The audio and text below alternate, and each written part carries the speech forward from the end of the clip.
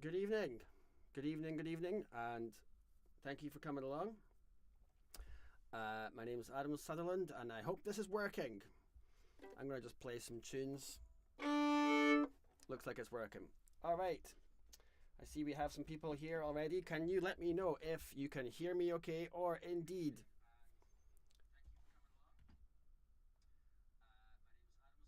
is it feeding back?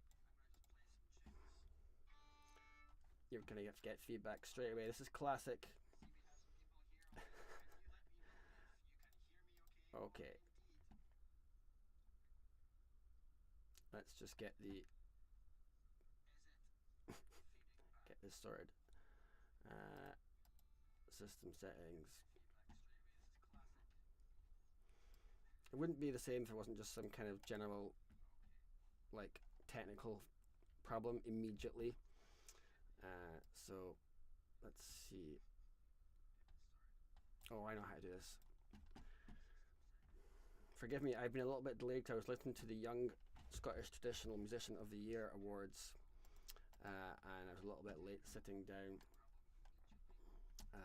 So let's just get this sorted.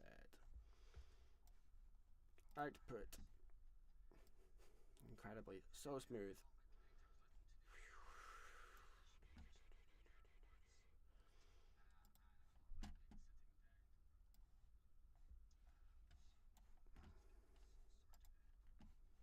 Excuse me, guys. Talk amongst yourselves. Say hello in the chat. Hello. Hi. Hi, guys. Yes, all good. It's just I've got a wee extra voice here coming at my Mac. I need to just turn that off. Goodness me. Okay, and now I've got that kind of like fight or flight thing going on in my brain. System settings. It should be here. Sound. Turn the sound off. There we go. Sorry about that. Okay. Slightly quiet. Thank you, Gavin. Okay, I'm going to just turn up the input gain a little bit in my interface.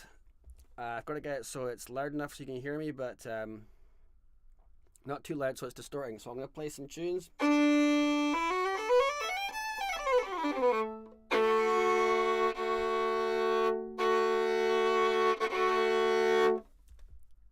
Volume is low. Okay, I will tentatively turn up the gain again.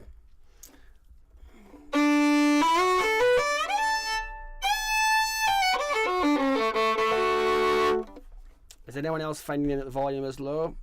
Or is it just Dream Angus? Because good now. Okay. There's a few reasons why volume could be low.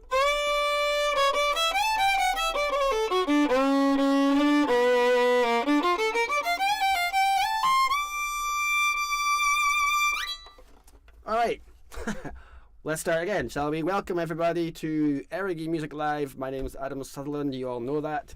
Those of you in the live stream, and I think I know you, but just in case you're watching this and we haven't met, I'm a fiddle player, composer from the south side of Loch Ness.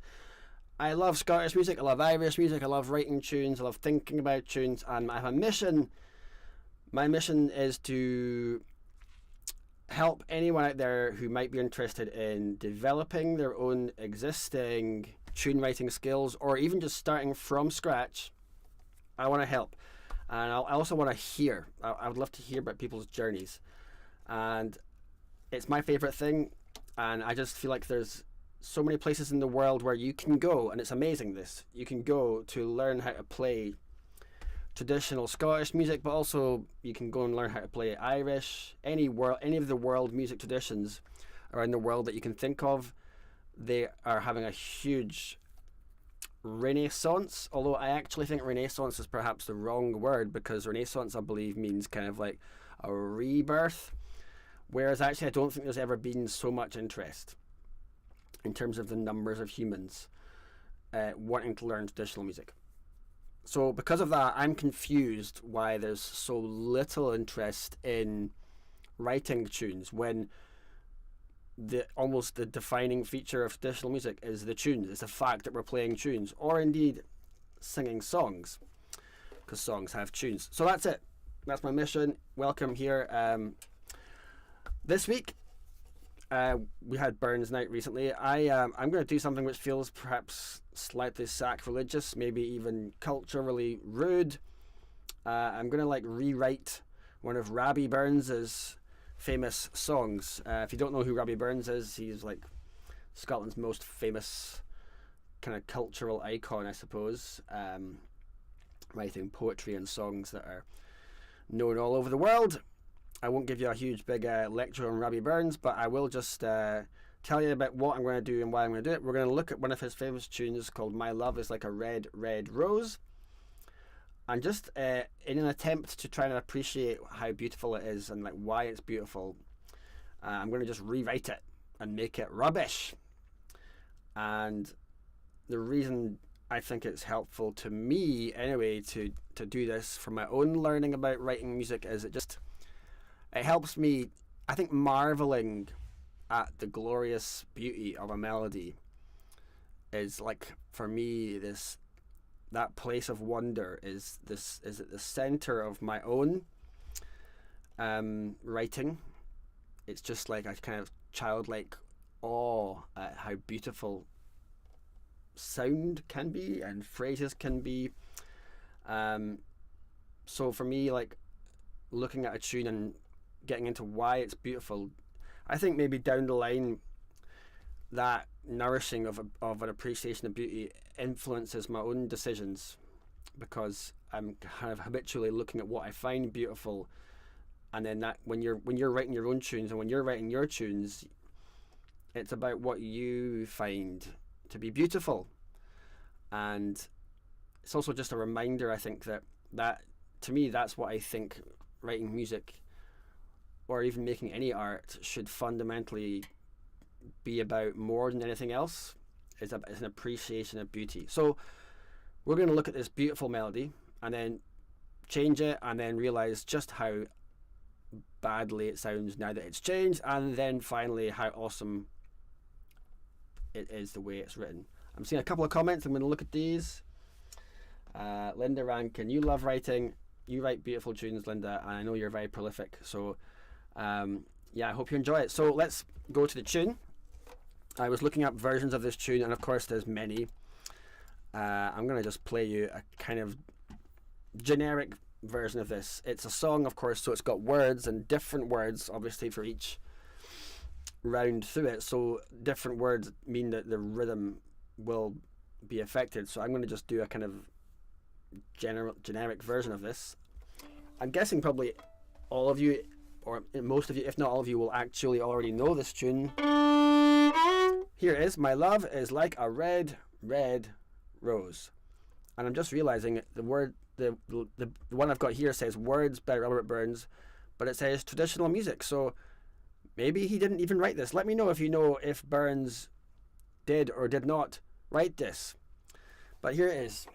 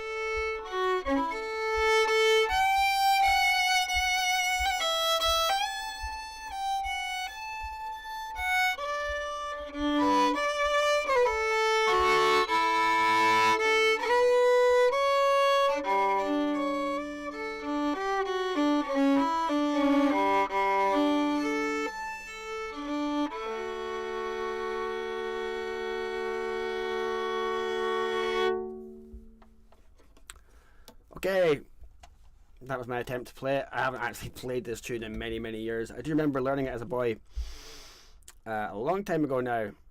So, sorry I'm late. That's okay, Andrina. That is acceptable. So, yeah, one or two folk late because they're watching this BBC Young Scottish Traditional Young Scottish Traditional Musician of the Year Award final, which was just happening before this went out. Okay. So what is this tune doing? It goes on a beautiful journey, right? Like every tune goes on a journey.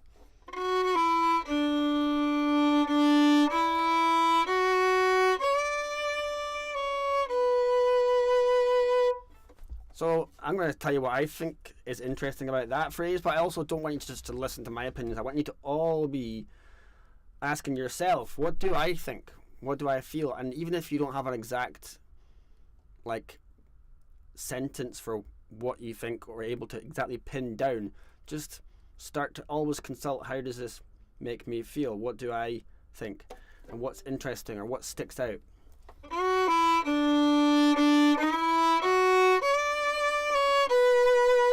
For me, the note that I feel like changing, first of all, the note that sticks out is the last note that I played there, the B.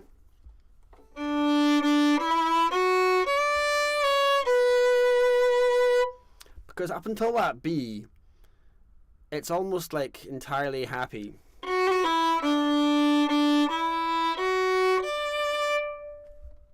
But then when it gets to that B, there's a sense of longing coming in.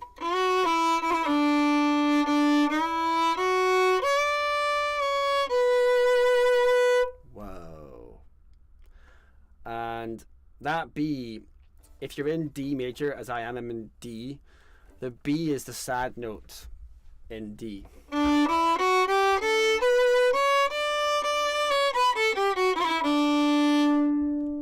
And the B, if you maybe know this or don't know this, but every major key, every happy key has got its relative minor key, which I think of as kind of like their sad sibling or evil twin or whatever, or like you know, when you take a photograph, you have a negative. It's the same image.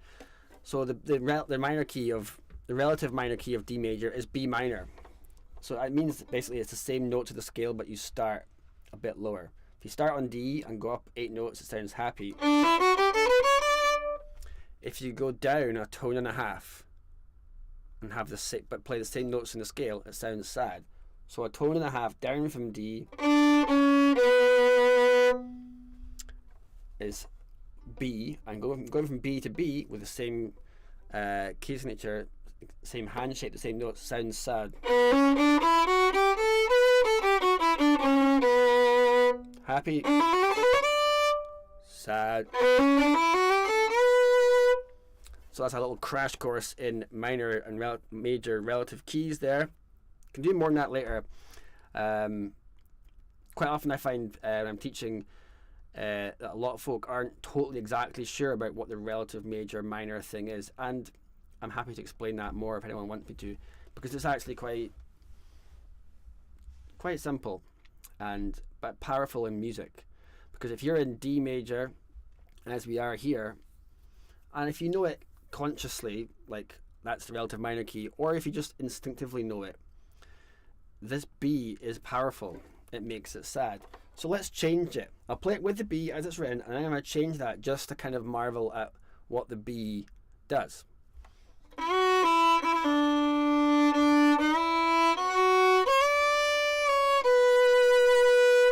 Okay.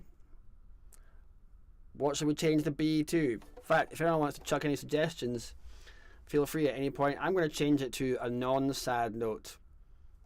So maybe like an A or another D.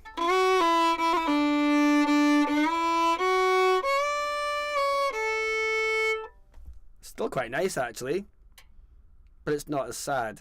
And also it ruins where the tune has to go next.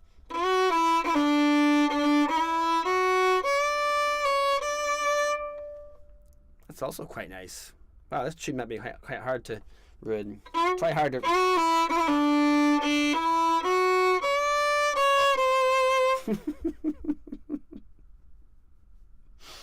So I went down to a C natural. That's not in the key of this tune, but that's also kind of fun in a way. I was taking the tune somewhere else.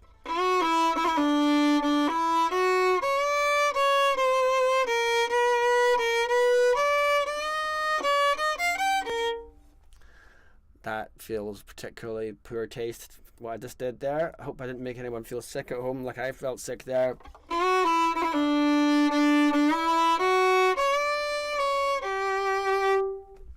So there are other options, but the B gives it that lonesome longing. And also the B is what takes us into this next phrase. So what does it do after that?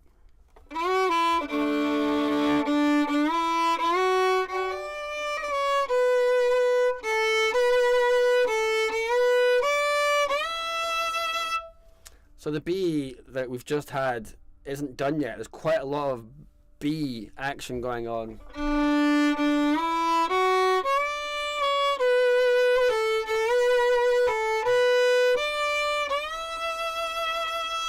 And that E, that's a massive moment. So this whole opening phrase is just immense. So taking away the B means you're not going to get to that E. So let's try getting to that E without the B.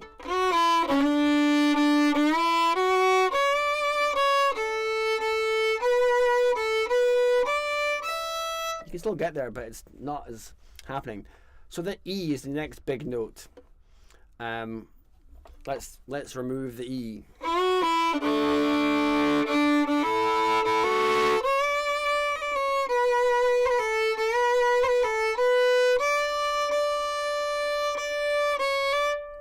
That is particularly rubbish compared to the E, right? So going to just another D.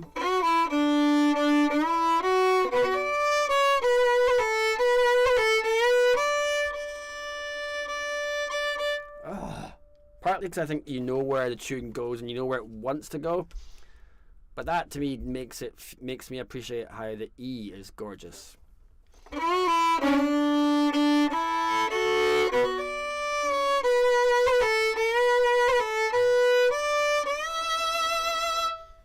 And what's gorgeous about this tune is when it's just got to that E, it's almost like, wow, what a wonderful crescendo, but it's not done because it's got even higher to go just to finish off this phrase, which is just beautiful.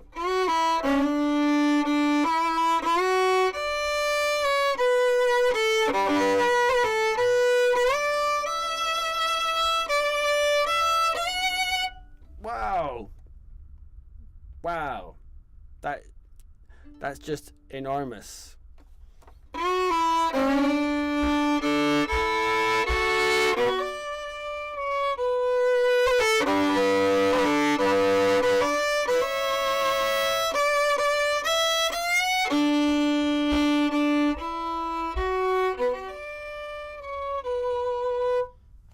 So we've got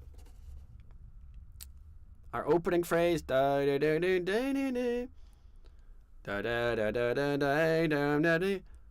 So question and answer, and then back to our first question again, which is just so common in so many great tunes. So it's question, answer, same question, different answer. And I'm a bit like a broken record by just pointing out how gorgeous that is, but I don't care because it's just powerful. And if you're writing your own tunes, I don't know if, let me know, has anyone ever deliberately, consciously written a tune when they've had a question phrase and an answer phrase, then kind of just gone, what if I have the same question again and a different answer? Has anyone deliberately and judiciously used question, answer, same question, different answer? Let me know, or not. But if anyone feels like just chucking that in there, it'd be great to hear. It's a great way. If you're stuck and you have a phrase and an answer, just going back to your first phrase again, because that's literally half a tune sometimes. Question, answer, same question, different answer, half a tune, boom. We have a yes. Michael Bishop has done this, has wielded this technique. So the whole first part is question.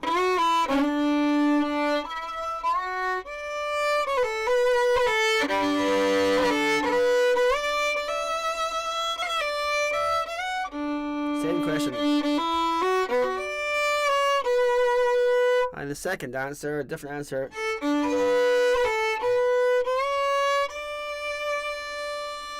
It just, to me, let me know what you think of this. To me, that second answer, it's almost like it just does what needs to be done. We've had some big fireworks straight away with the first question and particularly the first answer. And this second answer, da da da da da da, almost like it just needs something just to kind of seal this up. It didn't need more cliffhanger, massive soundscape stuff. Da da da da. It's almost like arguably almost like a boring phrase. It's just.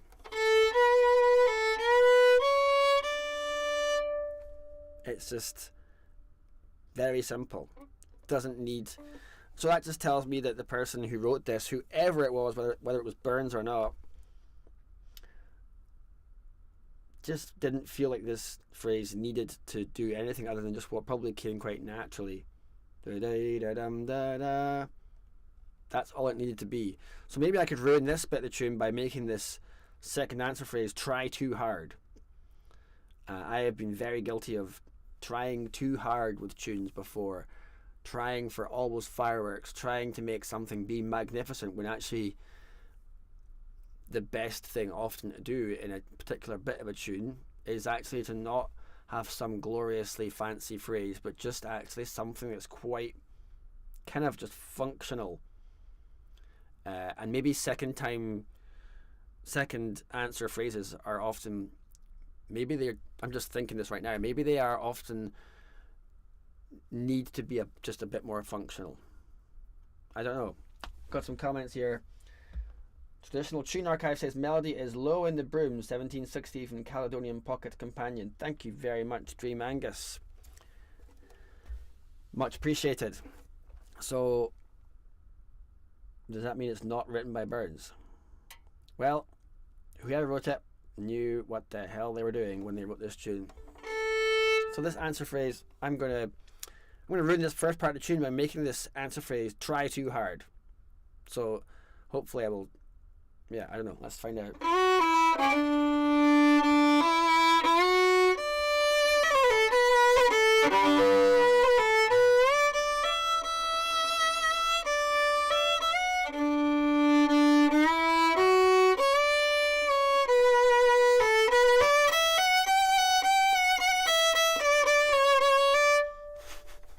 Trying too hard, that was awful, wasn't it? Right? I mean, arguably it was like melodic sounding, but the tune didn't need that. Which reminds me of a good lesson I was given when I was a teenager on this, which was I think if I get this right, it was my choir master. I was a choir boy. The late Russell Grant made the point that some of my composing at the time as a teenager, he was helping me with it, was I was putting a flourish into the actual composing of the melody, doing what I did there, making it really fancy and show-offy, when he made the point. He had a very decisive mind, and he certainly didn't tolerate what he would say would be maybe like, well, stupidity, weak thinking. He was intense. He told me that my little flourish that I'd written in this music was basically trying too hard, and I could put that in a performance, and maybe should, but that maybe shouldn't be the tune.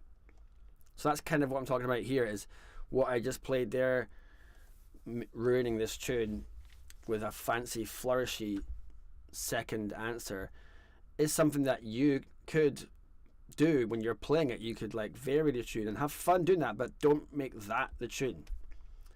So when you're writing your tunes, maybe just ask yourself am I making this too fancy?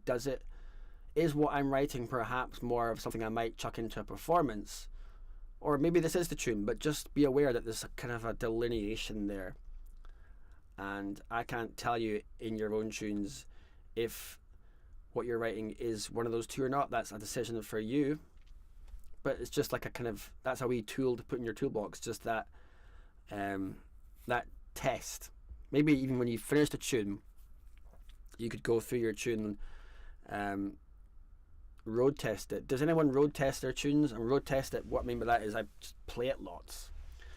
And maybe one of the checks you could have in the future would be, are any of these phrases trying too hard? Should they be simpler? Or is it actually fine? It's just like another kind of, it's one of the many tests that I've built up over the years with my own writing. My road test is like, is it trying too hard? Alright, so that's the first part of this gorgeous tune. What does it do in the second part? It does something which is just such a great bit of low-hanging fruit in terms of composing. If you are in possession of a first part of a tune that you've just written and thinking, what can I do for a B part? And I will just keep saying this advice until I pass away, but so forgive me if you've already heard it. Use different notes, which is what this tune does. And quite often, if the first half is low, as this tune is, maybe your second half, if you're not sure what to do, make it high. Use new notes and make them higher up. That's what this tune does. So I'm going to play it from the start of the tune just to kind of reset the kind of psychological musical baseline so that you get used to the first part, because if I just play this second part straight off, me included, won't appreciate its meaning. And that's another thing I do when I'm road testing tunes, is I always play them from the start, because it's all about the chronology. It's all about this after this after this after this. If you get too focused on one little phrase, spend too much time on it and forget about how that sounds in the chronology, you might find that when you play it from the start of the tune, that phrase you spent 45 minutes on or days on actually doesn't really work in the telling of the tale. So I'm going to play the tune from the start, and you'll just hear how the tune kind of soars even higher by going up to higher notes we haven't used yet.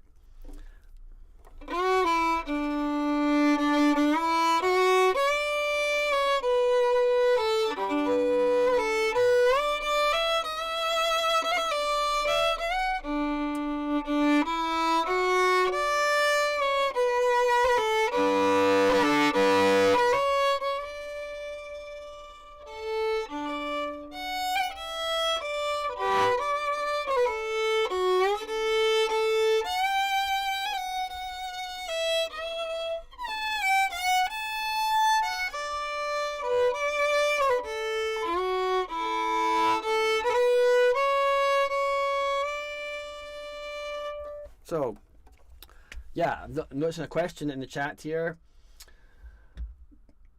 Caroline, do you road test using friends or family, or just trust your own gut feeling? So I'm going to answer that before coming back to looking at the second part of this tune. I do. My wife's a musician. I definitely road test tunes with her. Does she like it? What does she think about it? I also send tunes quite often to other professional musicians, people I know. Play them to my mum and dad, other family members.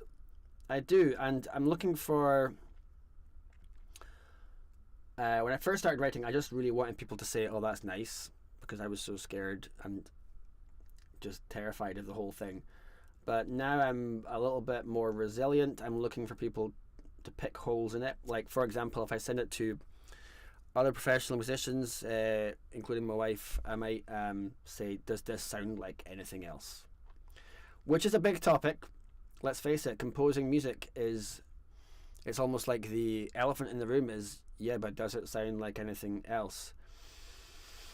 And I've thought about this a lot. I've certainly written tunes that I thought I had written. One time I wrote a tune, didn't play it to anybody, was pretty happy with it. In fact, I was delighted with it. And then I went to the pub session and I heard people playing it. My tune. It's not my tune, and clearly was never my tune. It's a particularly unique type of dissatisfaction, and kind of you almost feel your energy kind of just leaking out out of you. But on the topic of originality, just because we're kind of going there now, I feel like there's a kind of scale. At one end of the scale, you've got dastardly plagiarism, and the plagiarism can be either intentional or accidental. I'm not sure if it makes much difference if once you've noticed it sounds like something. That's one end of the scale. At the other end of the scale, startling originality, and then in between there's kind of like halfway is I would say reminiscent. Oh, that's reminiscent of, but not too similar to be accused of plagiarism. And yeah, I've got more thoughts on that, but that's one of the things that I look for to answer your question about playing it to road testing it. Is, I guess it's quite an important part, is does it sound too much like something else? And so I just tell people, please be honest. I've noticed something, that I think that the first phrase of any tune has greater responsibility to be kind of original sounding. Like, so the question phrase has to be original more than answer phrases. I've noticed that an answer phrase I've used in one of my tunes as one of my answer phrases. I noticed at one point that my answer phrase was actually the opening phrase of another tune, but it doesn't sound like the other tune, and it took me a while to work out what it was, and I think it's just because it's not the opening phrase. So I'll play it. This is my tune. The second part of it goes like this.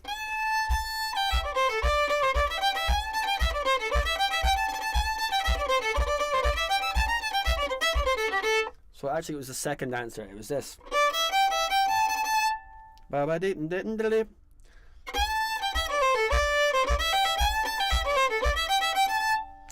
And there's this great tune by the late Gordon Duncan, who wrote this tune with Ross Ainsley. So the opening phrase is, which is absolutely identical to my phrase in a different key.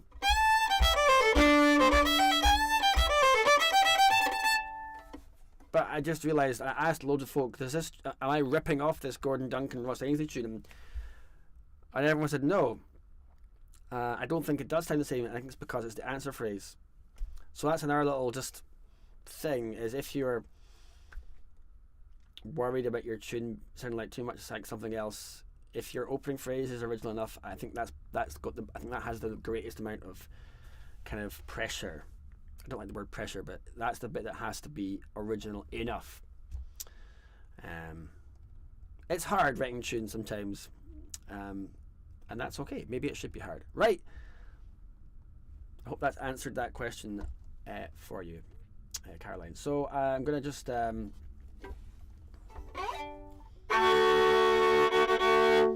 go back into My Love Is Like a Red, Red Rose and just kind of finish off destroying it. So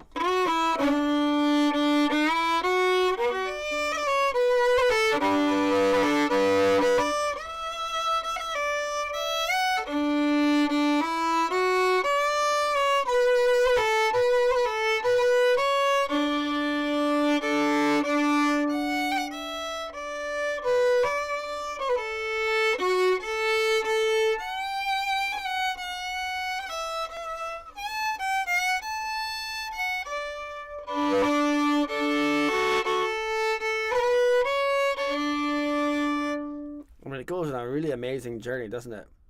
I think it's got 4 separate phrases.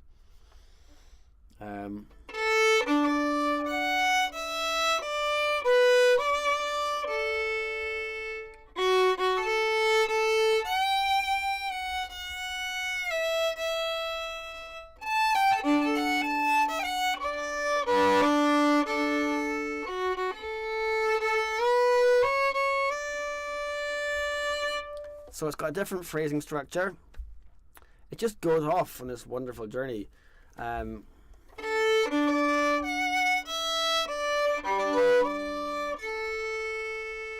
Okay.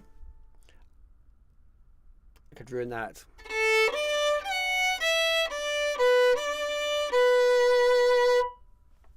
I just did the B at the end.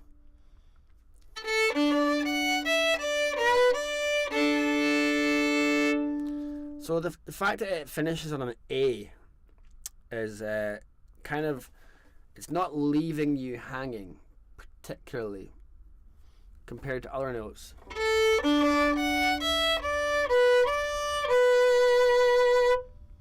That's leaving you hanging a bit more. Changing that to a B, I think, isn't so cool because we've had the B loads, I think, in the first part at the end of the first phrase. So if I finish the first phrase of the B part also landing on a B, it's like, oh, we've heard this B a lot, it's a little bit like that again. So by this finishing on an A, it's giving us some relief, and it's setting us up for something new.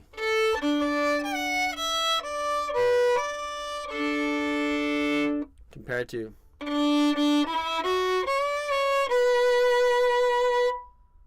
so this B part, if it had finished on a B, that first phrase, I think it would just be like, I think we all just tire of things if there's too much of them. And Michael Bishop, I wish I was in Dixie, ? I am not sure. What are you? Give me more information, please, about what you are referring to there, so I can try and answer that one.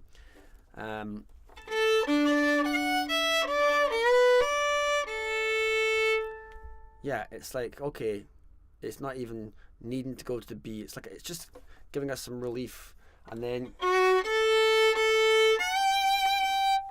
that's gorgeous. It's a huge leap. That interval is called a minor seventh, and it's the biggest interval we've had so far in the tune. Everything else in terms of jumps, that's quite a big jump, but it's not as big as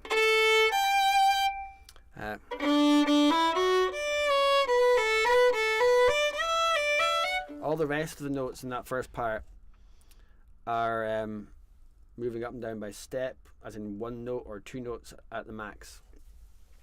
Confederate song.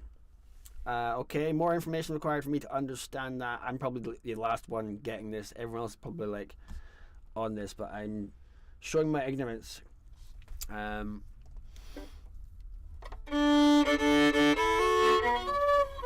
So this second part.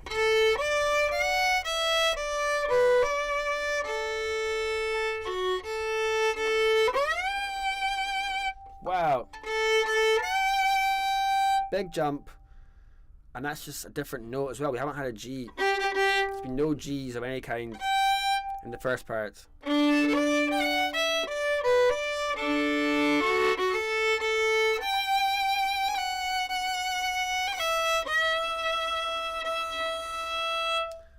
Wow. Another tip for writing your tunes is don't have too many big jumps. This tune is very singable, unsurprisingly, because it's a song, right? So maybe I should ruin this by rewriting it with massive amounts of leaping around. Second part.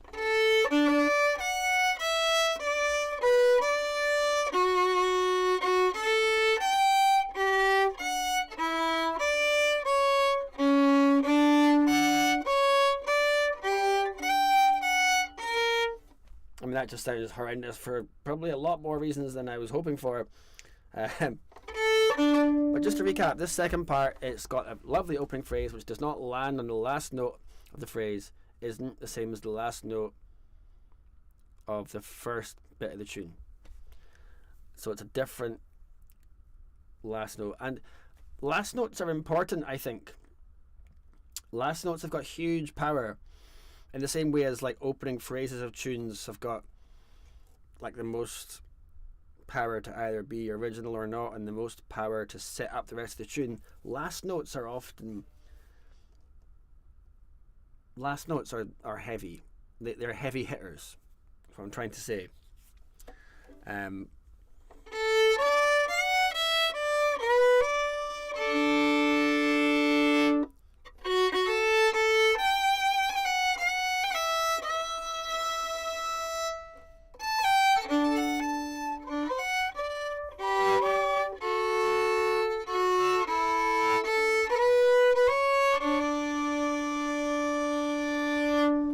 So it goes on this wonderful journey, some big leaps but not many, most of it up by step, using notes we haven't used before.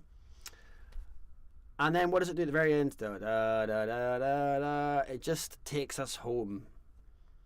That's like, that for me brings back an image of, for some reason, of being a child and arriving back home at our house, our Croft house, in the car, and just arriving home again, and mum and dad saying home again, jiggity jig jig, and then turning off the engine of the car and everyone getting out. That's what this last phrase does at the end of the second part, and also the end of the first part.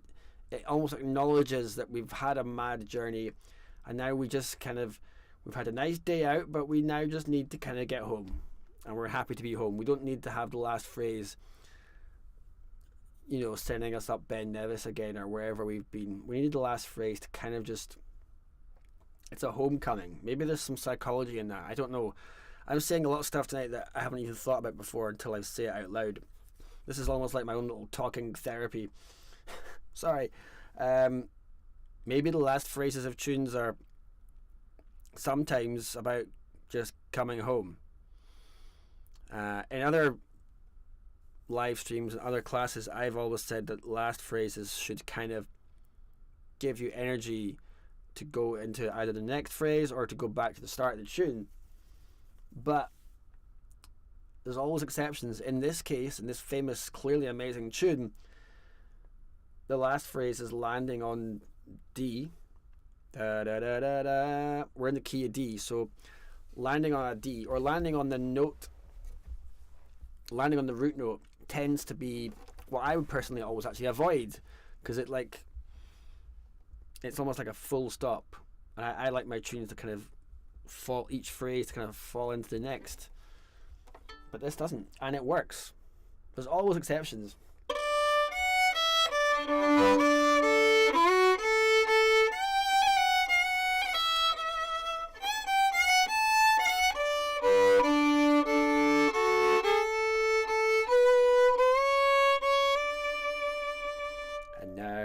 Finally home.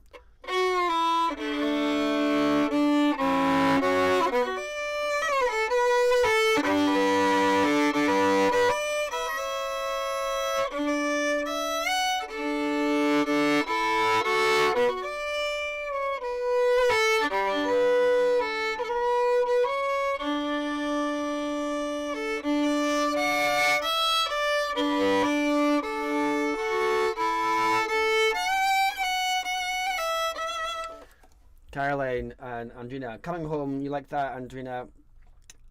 A feeling of calm and security. Yeah, I agree. And actually maybe we need that in this tune, because the second part, it gets really emotional. I mean, this bit,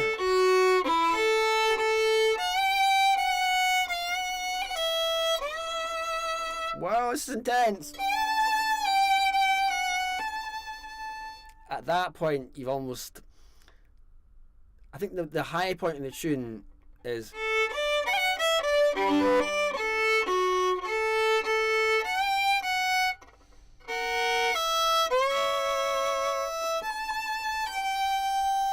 this is when you turn the car around and head home.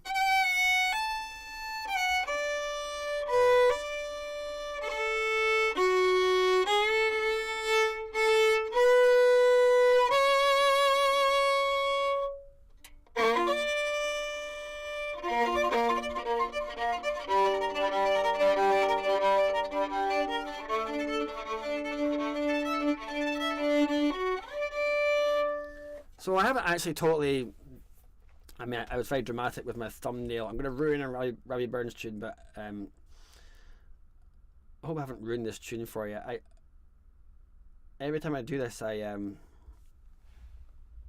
learn something new. Andrina, yes, or our work is done. Yeah, it feels that way.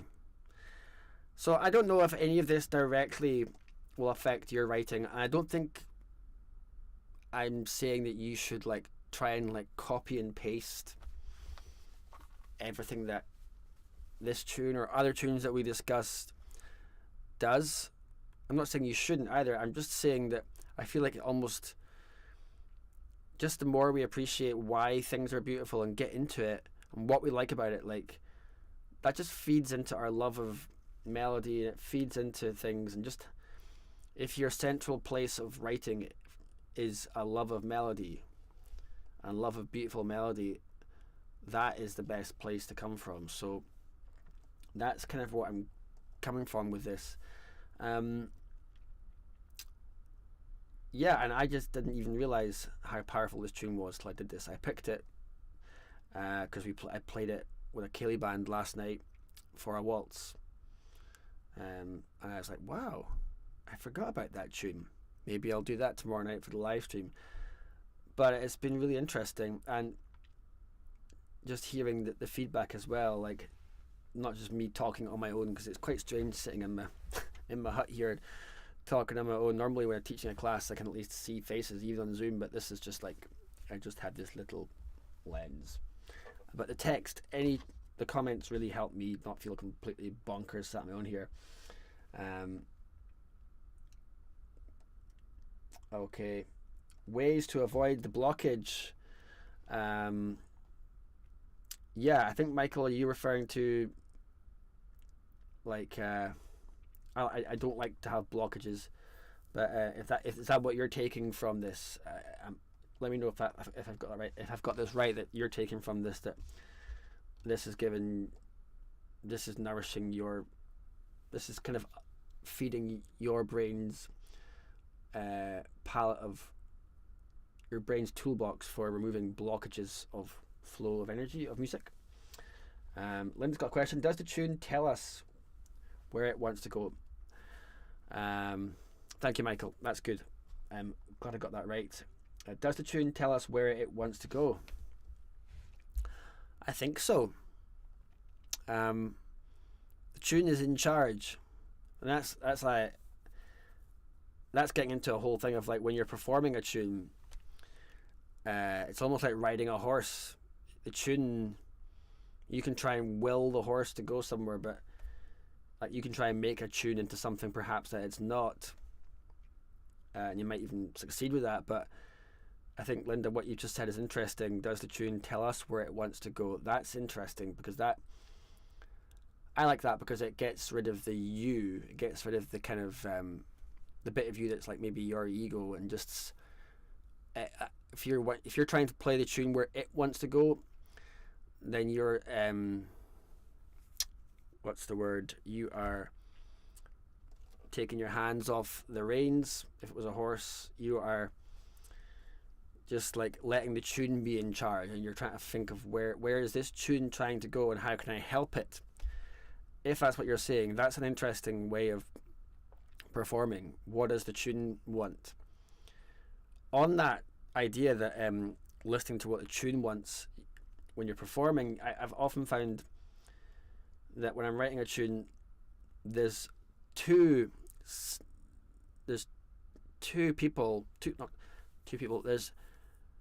forces at work in my brain, and they're fighting each other. One is the me, my ego, that the bit of me that worries about whether the tune is good or not, the bit of me that's my worst enemy, And then there's the other force, creative force, which is sometimes I've noticed is like, well, there's where I think the tune should go and where I want it to go, but there's also if I can just shove all that aside, shove my own kind of artistic, emotional things aside for a second, sometimes I hear, and I literally just listen, sometimes I'll actually hear some other notes and realize that that's not me, that's the tune, and that's where the tune wants to go. And sometimes I will, if I have the kind of grace to ignore my own impulses and listen carefully, and I don't always manage that. If I do manage that, sometimes I hear other notes, and it's almost like this is where the tune wants to go. So maybe I'm trying to think of a way to articulate that to give you guys like a meaningful tune writing tip. Maybe when you're road testing your tune, playing it a lot, maybe you could even like stop halfway through playing it and just listen. So I might play a question phrase and an answer phrase, and rather than just trying stuff, I might just go from the start of the tune up to where I've got to, and then just stop and then listen. Maybe you hear nothing, that's fine, but it's one of the tools that I've used before.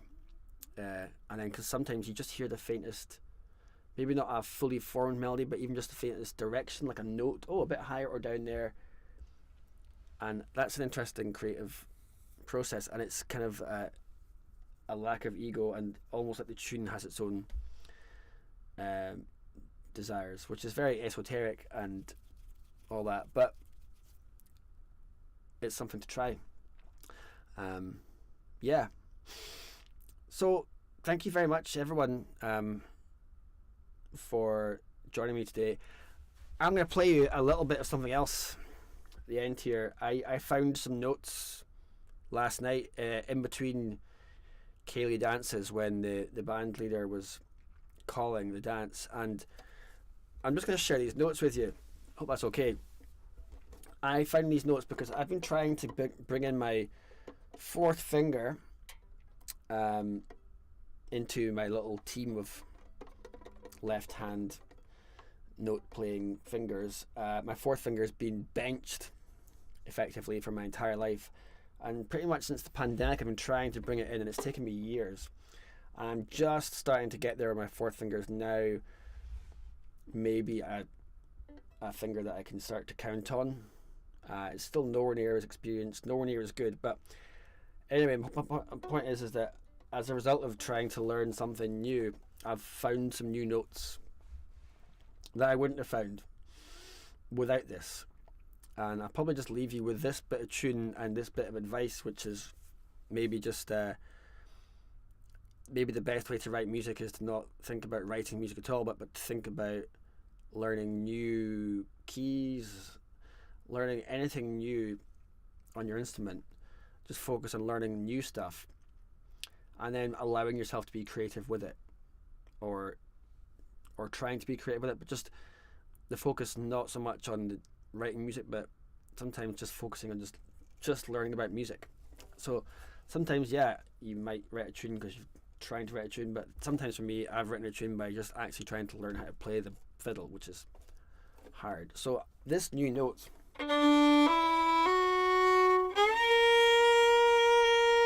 if anyone's interested, that's a B flat or an A sharp.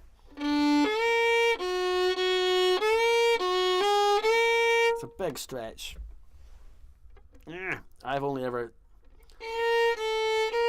so that's a semitone higher than my open A string. So I found these notes last night.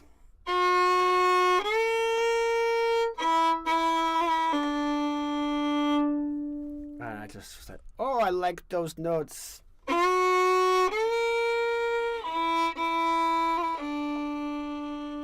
I thought, ooh. So I'll just play it. I've been working on this little waltz. I'll just finish off with this. I know it's not Burns, but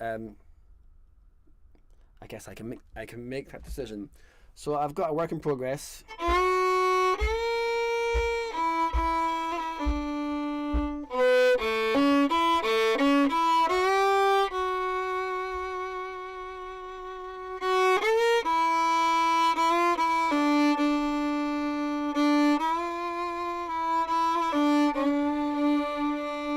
It's turned out quite bluesy.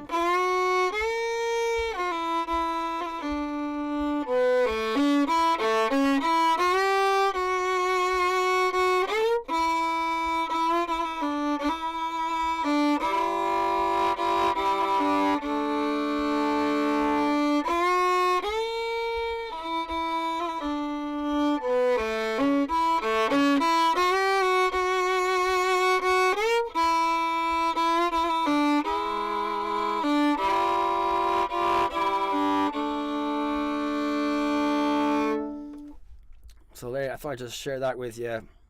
That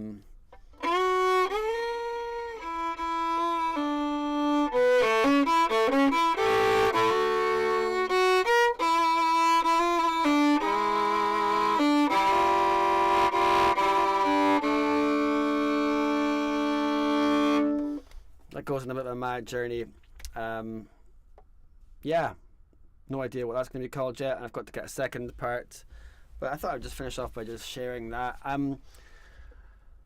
Thank yous for coming along and hanging out. And if you're watching this in a non-live stream setting of some time in the future, I hope this has been helpful.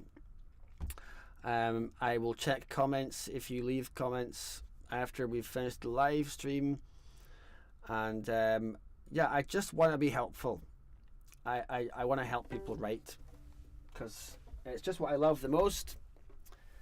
And if I had my way, if I was some kind of like benevolent dictator of Scotland, I would make this part of like the national curriculum. Everyone, every single citizen of Scotland or wherever you are in the world would be taught music and like just taught to write stuff.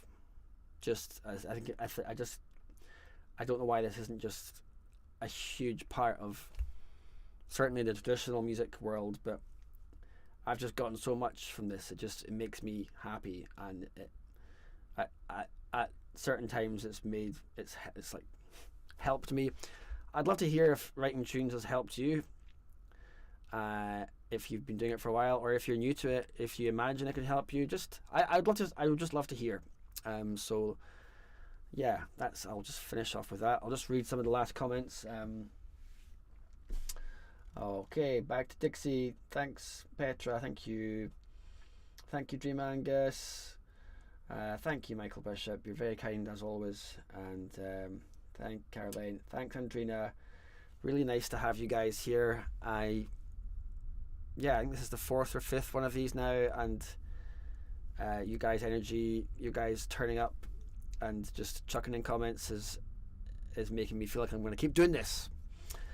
So with that, I will wish you all a very, very pleasant rest of your day. And again, if you're in the future, have a great day wherever you are in time. And so from me, I have to say this at the end: like and subscribe. I don't know why I find that so hard to say. Like and subscribe to Errogie Music, and I will maybe see you in the future. So great. Bye bye. Oh, thanks, Linda. Cheers. All right, bye for now.